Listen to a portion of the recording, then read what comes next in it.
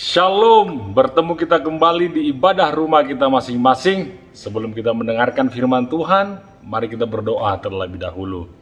Bapa, di dalam nama Tuhan Yesus, kami bersyukur buat segala kasih dan berkat-Mu ya Tuhan. Sebentar kami mau mendengarkan firman Tuhan, mari Engkau berbicara kepada setiap kami.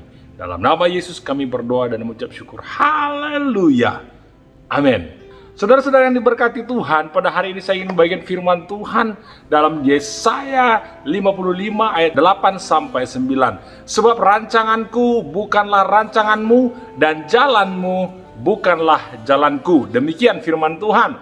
Seperti tingginya langit dari bumi, demikianlah tingginya jalanku dari jalanmu dan rancanganku dari rancanganmu. Saudara-saudara yang diberkati Tuhan, saya ingin bagikan firman Tuhan dengan judul seperti ini.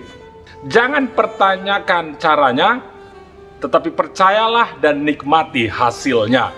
Saudara-saudara, saya percaya saudara ingat mujizat pertama yang dilakukan Tuhan Yesus, yaitu pernikahan di Kana. Tak ada orang yang bisa membayangkan kalau anggur itu akan berasal dari tempayan tempat pembasuhan. Ini suatu yang begitu tidak masuk akal, saudara-saudara. Tetapi apa yang terjadi? Pelayan-pelayan ketika disuruh, mereka tidak mempertanyakan, mereka hanya percaya.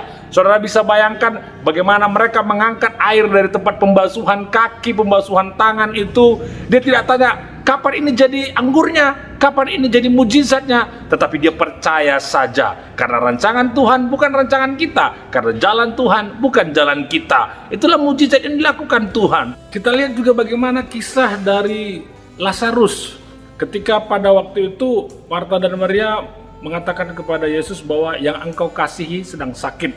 Lalu Yesus dengan sengaja untuk tinggal 2 hari, dia tidak langsung mengunjungi Lazarus. Dia tinggal 2 hari. Ini jalan Tuhan.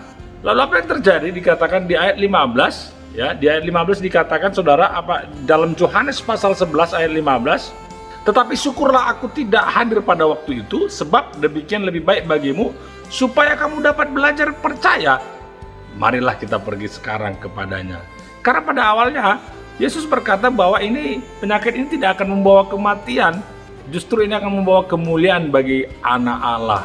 Yang secara fakta ketika Yesus hadir, pada saat hadir dia di Judea di tempat itu, Lazarus telah mati.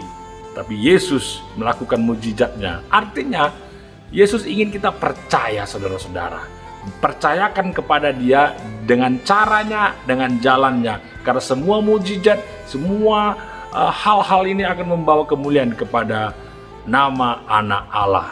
Jadi saudara-saudara, mari kita jangan pertanyakan caranya, tapi percayakan kepada dia dan nikmati hasil mujizat itu dengan ucapan syukur. Haleluya. Terus yang berikutnya, saudara-saudara yang diberkati Tuhan, bagaimana seorang yang buta bisa melihat? Kalau banyak orang mungkin akan berpikir, oh dia akan dijamah Tuhan matanya, dibukanya kelopak matanya, atau mungkin ada yang akan berimajinasi, oh mungkin akan dibikin tetesan ke matanya supaya dia bisa melihat dengan insto dan lain segala macam. Tetapi jalan Tuhan bukan jalan kita. Apa yang dilakukan oleh Tuhan Yesus? Malah dia meludah ke tanah, dan mungkin kita nggak akan membayangkan bagaimana ceritanya ini. Orang buta bisa melihat dengan Yesus meludah ke tanah. Orang mungkin akan heran.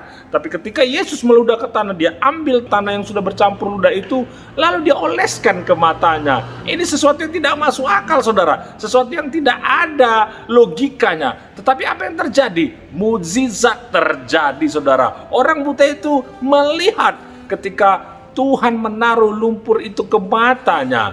Ini yang menjadi iman kita bahwa mari percayakan kepada Tuhan, mari percayakan kepada Yesus, karena jalan Yesus bukan jalan kita, tapi percayalah jalan Yesus itu adalah yang terbaik.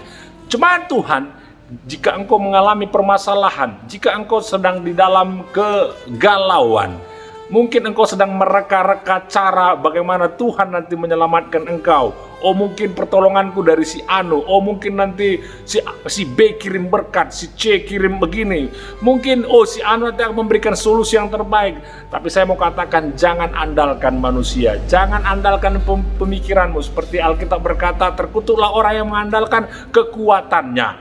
Jadi saudara-saudara, segala sesuatu yang saudara andalkan, baik itu pikiranmu, kemampuanmu, kehebatanmu, engkau yang terkutuk.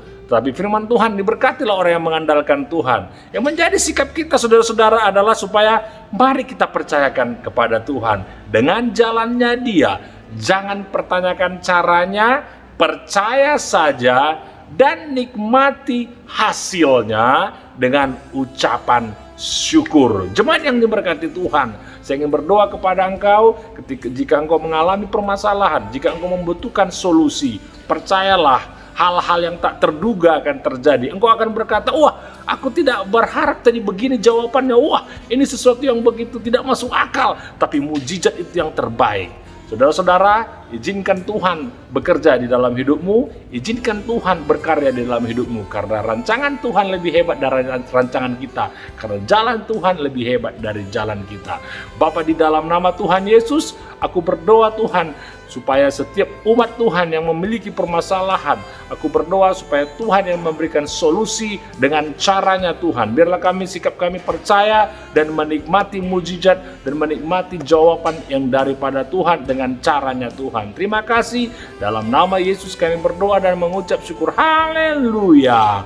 Amin.